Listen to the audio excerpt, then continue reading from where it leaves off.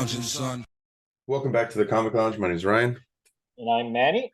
and we are here talking another awesome book that came out this week. We're talking Gods by Jonathan Hickman Valerio Schiti, Marte and Gracia. This is a $10 book, so I don't know about other people, but when I first saw it, I was like, fucking Marvel with their overpriced number ones. But I will say this, and we were talking about this is thick, dude. This is like 3 issues one here. And the printing is pretty decent Yes. compared to some of the other Marvel books that they've done recently, you know? I agree. So if you're on the fence because of the price, like it's well worth it. And I will say this before we even get into it. It's comics. It's all comics. There's not a bunch of, charts and graphs and stuff. It's all comic books. I'm not trying to make fun of Hickman, but a lot of people's argument, I think, for that is like there's so much writing or text like building out the world, but we don't get that here. And we're being introduced to this like whole new cast of characters, a different corner of the Marvel universe. I like how it opens. They had this preview in another, I forgot which, they were putting this like first few pages in some of the Marvel comic books over the last couple of months. So you kind of already knew that Doctor Strange was going to have some sort of a play in this. But I'm grateful that it's not as big as I originally thought it would. You know what I mean? Like I like you said, that these are new characters and new concepts, and yeah, of course we're gonna see some Marvel established characters in there. But for the most part, the story really does follow completely new characters. Yes. I like this too. When Doctor Strange is like, I'm too old for this, and he's like, no, I'm old. You're just tired. Yeah. And so we're seeing like, okay, so like the magic area of Marvel is in here, but there's more to it than that. At first, that's kind of what I thought he was doing, was expanding more on the magic side. Because like we've seen him do Avengers, we've seen him do Fantastic Four, we've seen him do X-Men. So we've seen all these like super big stories from him before, but nothing really in the magic realm. But it is way more than that, Yes. Yeah. So this there's some of that, but it's that's just like the way in, really. Right. So this guy's name is Wynn. He works for it's the powers that be, right? I believe that's how you think that's who it. Okay, I'll talk about it when we get to it because I can't remember exactly. There's two opposing things, and so we get transported. The natural order of things and the powers that be. Okay, yeah, natural. Okay, and then we go 10 years back, and we meet this other character who's like sitting at the bar. At first, I thought was Emma Frost, because it looks very much like Emma Frost, if I'm being honest. Except, especially before she turns around. Yeah. Like even here, like when you see the front view of her, it's not, but like even from the side profile, it could be because like, it looks like she's got diamonds kind of, right? And she's waiting for somebody who happens to be, her husband, and he's late as always and kind of like calls that out. And then you flash and you see a younger Wynn walking with this other dude. And he's even saying like, oh, he's going to be late.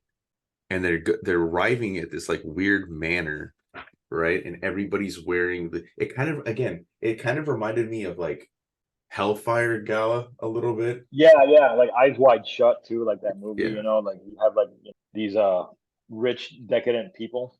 Right. With these elaborate masks. Yeah, so everybody's wearing masks. They come in, they're not wearing it, so they get called out. And look at this, uncovered faces, my love. Horrible. So the dialogue is great.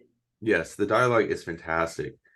I think it's hard nowadays to launch a new character, a cast of characters at Marvel or DC, because if I don't know if we've ever like actually talked about it with each other on the channel, but there's not a lot of staying power. It's not like it was like when we were kids where like, these characters are still around. I mean, I can't remember in the last 10 years a concept or characters that have stuck. They've tried. Like I know DC did it like during New 52. They had like that whole line of new books. Yeah, that's right. None of those characters are around. And even if one of them pops up, it's in the background. It's like not even a major thing. So I think it's smart that we get that touchstone with Doctor Strange in the beginning, and then we go back and kind of like flesh these characters out. I just love the whole demeanor of Wynn. I don't know. I really there's a bit of a John Constantine vibe to him that I like too. Like he's got a bit of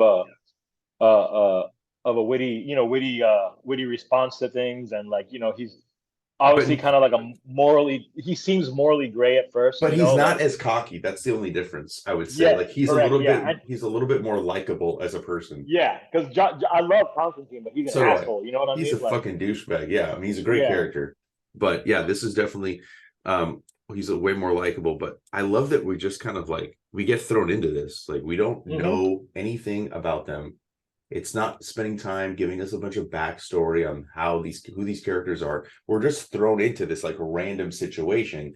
And at first I was like, what the like what's going on? And then I just had to be like, it doesn't matter. Just keep going, you know? Yes, correct. And I had the same feeling because, I love Hickman, but sometimes I'll admit, like, he's a little dense and a little impenetrable to read sometimes. Like, you really have to sort of like, it's very heady kind of stuff.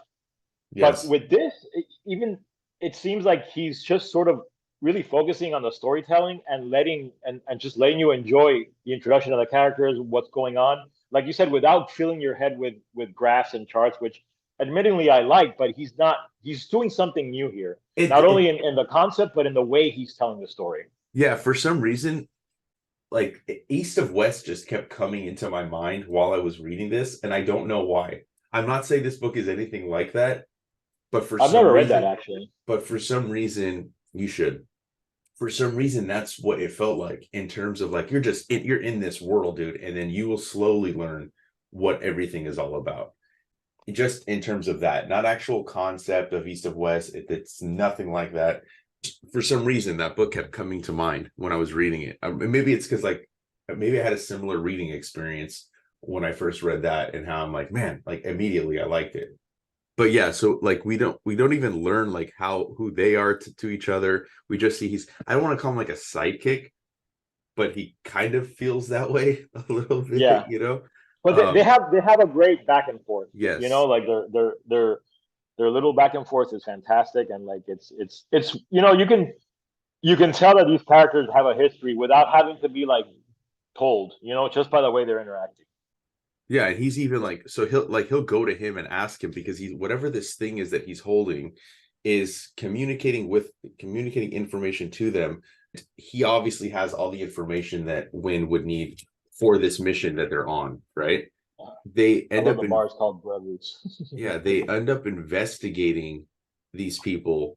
And I love how he says this. He's like, I'm guessing one of you got the spell wrong, mixed up a word, or transposed a V and a TH. And then he's like, no. He's like, this is ridiculous. We would do that. And then even here, he's like, yes, we would never do that. So obviously, Yeah, that made me laugh. It was funny. it made me laugh too, dude, because it's like, I don't know. I don't normally see a ton of humor in Hickman stuff, but when he does it, he uses it well. I'll say that. Yes. Then I have to say this too. Brevorts, like Tom Yeah, Brevoort, rewards. Yeah, I like that. yeah. I like But that too. That was clever. I love when they do that. Like that's a pretty common trope, but it never fails to give me a smile I when I know see it stuff like happened that. recently in Wonder Woman by Tom King when they did Kanigers at the bar, Yeah, from Robert Kaniger. So I thought that was kind of cool they did this here. And I know so, Nightwing does it a bunch of times too. So oh yeah. So we're seeing her again. We still don't have a name for her, but she's still talking to this bartender about what's going on, talking about, relationships basically. And that's literally all this conversation is, talking about relationships. And as you would with a bartender, yeah, but it's funny though, because like that there's something more to her, and Yeah. it takes time to find out. And I'll just say it now, like she's waiting for a win, right? Hmm. So that we end up seeing that, and why. Great sequence of three panels up there, by the way. Oh yeah, especially with like the coloring here, the lighting. Yeah, Yeah, yeah. The art in this book is really, really good. but and then I like this too, because she's like, yes, we had 5 good years, great years, until the day came that I had to make an impossible choice. And she's like, what? And he's like, what's that like? The lesser of two evils? No, it's much worse than that. Like, what could she possibly be foretelling? I love Uh, this whole sequence in the bathroom was one of my favorites. Dude, the way that just the little details to make this super grimy, like this, like soaked up toilet paper roll on the floor, kind of Yeah, this trash can with stuff, just the grime really yeah. sells how gross this fucking The bathroom is. horns and devil's tail on the Yeah. bathroom sign is a nice touch too. And then here, look, he's like, I know everyone loves a vacation, but you don't belong here and you have to go home. So either voluntarily return or I have to send you back the old fashioned way. What's it going to be?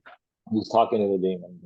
Yeah. Boom, dude. I love that. I love how you don't see it. And it, I mean, you see it on the page, but this, the fucking like quick action of it bursting out. What if I say please? And then he just like gets tossed into this scenario with this fucking like weird, creepy, like the sandworm from Beetlejuice mixed with like a shadow There's demon. yeah, which almost like a symbiote kind of feel to him too, you know? Look at these like arms too coming out of it. It's Yeah, it's not. It's like a worm with tiny arms, like, it's and they look fucking like human creepy. arms. Yeah, it And is. It is. It's interesting to the way you draw a demon like that. I've never really seen something like that. It's instead of just like a humanoid looking demon or a possessed person, like they went for something different. Again, I keep saying like this book is trying new ideas, and I really appreciate that because, like you said, Marvel hasn't really been having new ideas that stick, and these seem really cool. I love how calm they are because I this guy is like just telling you, he's like, yeah, it says here that this is the kind of demon it is. The weakness is removing the heart and it causes planar regeneration. Does that help? And he's like, he just rips it out. Like And Wikipedia, demon Wikipedia. dude, it's hilarious.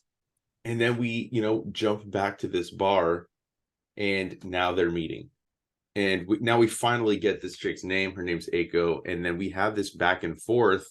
And she's talking about some promotion. Like, it's just such a normal conversation. Like, that's what I love about it. Hickman's like building this up, but he's kind of like almost playing coy with us as the reader. He's not giving us too much to think about. Like, okay, maybe he's just like some supernatural kind of character. Maybe she's Yeah.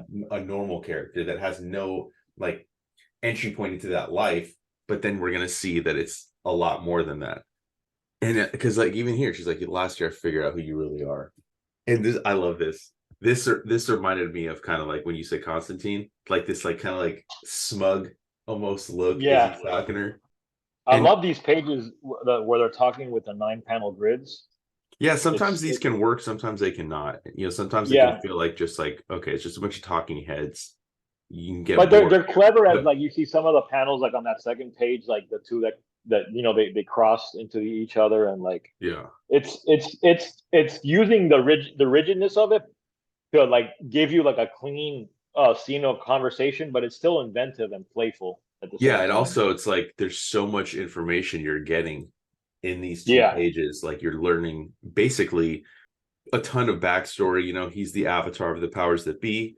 You never told me. And they basically have to get a divorce because she's working for the opposing natural order of things, which is interesting because, like, okay, and we still don't even know what that means. And that's what's No. exciting. Like, what is he Yeah. building out? Obviously, if you've been like, if you read Marvel, you've seen some of the design work. I mean, I get some of the press announcements, so I kept getting like, okay, this character is going to be in the book. This character is going to be in the book, and this is what they look like. And I tried not to look at any of it because I wanted to go in cold. But like, so she's called the Centaur, which again, we don't. None of this means anything. I don't mean to. I'm not trying to be Right. facetious or It's anything. just new concepts. Yeah, it's just Yeah. new So like, concepts. you're reading it and you're like, what the fuck does that mean? What is any of this? Somehow it's like exciting, like you just Hmm. it pulls you in. The characters are great. The dynamic between them, you can see that even as she's coming to him, realizing that she got promoted into a position in this, I'll just say this company, whatever. This company, he works for a rival company, right? And Right. Yeah. they can't be together anymore as much as she loves him. And you can see that, like, even from here, like, he doesn't want to leave. He's basically saying, I'll quit. I'll Yeah, quit. or let's lie. We'll say we got a divorce and we won't. Like Yeah. he's doing his best to try and save the relationship because it's clear that like even though he's a bit of a he's got a bit of a flippant attitude. He clearly loves her and then you can see it in like the way that his expressions start going from like he's kind of like smug like you said earlier, but when the Yeah. conversation starts getting real, you see it on his face like the worry, the concern, like the Yeah. hurt. shoulders are a little slumped down, Yeah, and his brow is like, he's not happy at that moment. And yeah. it's such a great piece of art because it goes from one look to another, and it's really good, man. And see, this Really. is and then we get another little important tidbit. He's the single avatar of the powers that Right. be, whereas she's one of 100 centivars, they call them, for the Yeah. natural order of things. These are two very different types of, I'll just say organizations. I don't know how else Yeah. to word it. He's immortal, which is Yes. interesting because as we saw him in the beginning, his hair had white to it. So, and I think if he leaves the powers that be, he would lose that, right? I think Right. that He would just I think probably the start hair, aging at that point, yeah. And look, I love this too. Just the two hands right there, and this is more important than you and me. And you notice the wedding ring he's wearing. And then this, look, I love this too because he's like, he says, "I love you." I know. I thought was like I saw Star Wars immediately when Yeah, yeah. I read That's how that. you say you love someone in Star Wars. Yeah. You say, And he's I like, know. he's like, I'm not kidding. I'm not signing anything. So it's a declaration that just know I love you too. And her glove like forms into this fucking gun.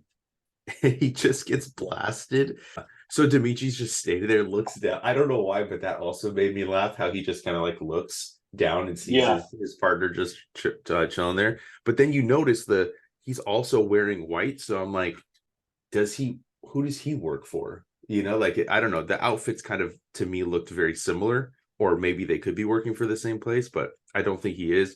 And she just says, make sure you bury him somewhere nice.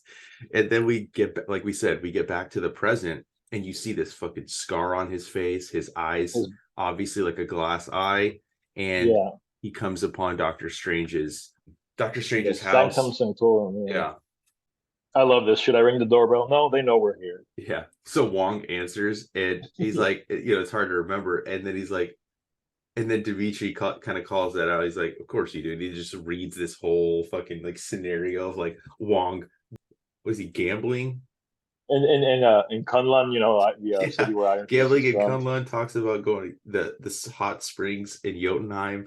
And then I like how Wynn gives him this look. He's like, oh, I see. You did remember you were just trying to be cool for your magic friend. Sorry.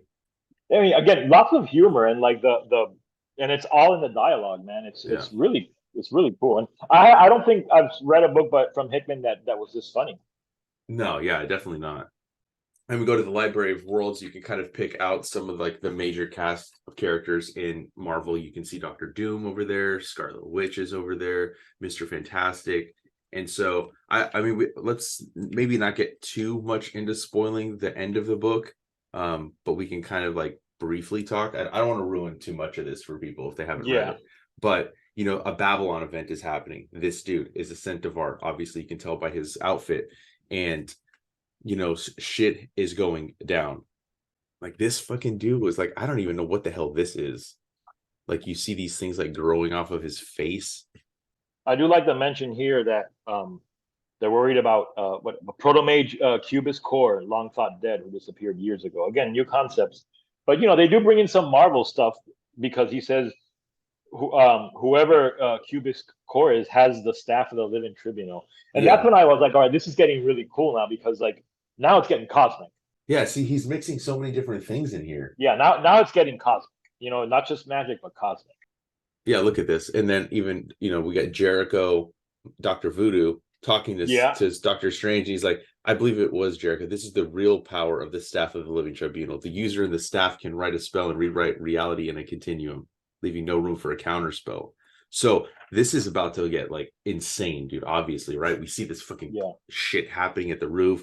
Then we see this like cast of characters. Amadeus Cho, who we haven't seen in a while, is kind of thrown into the mix because he's one of the smartest characters in the Marvel universe. And this is what I have to call out. So if you don't want to be spoiled, just get the I know what you're going to talk about now.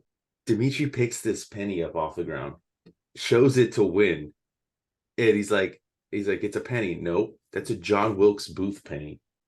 And he's like, I bet we could trade this for something good. So this is obviously from some parallel Earth, right? Where John Wilkes Booth was a president. As the characters are, some of the Marvel characters along with Centivars are fighting off this like event, right? Where does Win go? He goes to the collector, trades the penny. I love the Lovecraftian creatures on that previous page too, like Oh that yeah. looks almost like Cthulhu up there and stuff, you know. So you're getting a lot of like again, it's leaning hard into the cosmic Yeah. and even some cosmic horror. No, it's great, dude. I mean, again, so he trades that for this book, and this is the book that we saw in the beginning that he handed to Doctor Strange, and then we just proceed to get to see these characters meshing with the characters we already know, and then he takes the book and he goes, it's like baby looking like got the Contemplator's Garden. I don't know who the Contemplator is. I'm assuming it's like a relative of the collector. I don't know if this is new or Yeah, something. I mean, if it's something new, I'm not sure. But I Yeah. think you're probably right. It is, it's probably part of like the Grandmaster, the Collector. Yeah. Like, it sounds like it would be part of that grouping of cosmic beings. So then he's just like making his rounds, dude. He goes to the possessor. He gets this like translocation point to point teleportation device.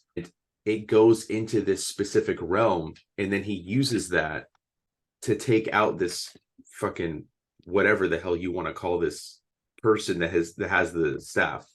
Now he's at And the whoever ground. he is, they want to disrupt the natural order of things. Yeah. Is the goal Basically, here. exactly. And then we get the Grand Bazaar of the Trader. So he's just like he's all over the place in this book, dude. And that's why this concept just seems so big and so all encompassing of everything that Marvel is, that it's going to have its imprint on everything, every corner of the Marvel universe.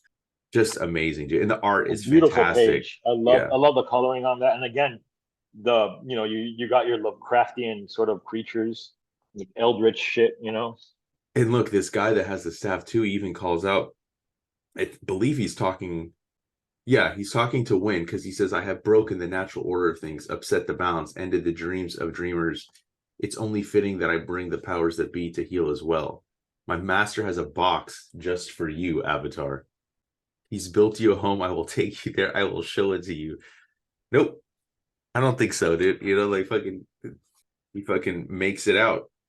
Uses the book in some fucking like, it's not a spell, but it's like it comes out and it starts like going all chaotic around him. I love this. I love this line too. Here's a little secret knowledge for you, and it's as old as life itself. And he fucking just looks like he's about to. Yeah, that was a badass moment. Very cinematic. Yeah. And that's just it makes him. It gives you a little bit of like, okay, so this guy is a fucking badass. Like he may be always quipping and kind of trying to be a smartass, but he's not above like getting down and dirty either. Yeah. And then we get back to where we started. It's like now we learn more about this book and how he got it and why Strange is giving it back to him. I love this. And you Win. Are you good or are you evil? Steven, my boy, who can tell the difference anymore? It's like look, it just creates this like ambiguousness of this character, and like you don't know where he really lies. He seems like he's a good guy, but we don't really know him that well. We have only like scratched the surface. But then he gets reunited with his love. From 10 years ago, they've been separated. And you could just like see Constantine in this exact, you could just like insert him. It just feels like him. I don't even know that that's an inspiration, but definitely feels like it. This book was just. I think it is, and the Marvel universe could use their version of Constantine, someone like that. It's an interesting character to throw into the mix. And I mean, I hope it sticks. It was a surprise. I initially wasn't gonna grab this, and I grabbed it on impulse, and then like an hour later, you messaged me, pick up Gods, man, because it's really good. And I'm like, I already did, So I actually read it right then, and I was a little weary reading it because sometimes it takes me a while to get through a Hickman book, because you have to sort of like, do a lot of thinking and looking at like you said, the charts. But I mean, for such a thick, long comic, I read this like pretty quickly, but not that, and not in a way that I didn't feel like I got my money's worth either. Yeah. No, it was phenomenal. I highly recommend it. Same. Hit up your shop, pick up the issue. Also, make sure you like, follow, subscribe. Hit the bell icon so you're notified every time a new vid drops. And on that note, we're out. We'll see you next time, guys.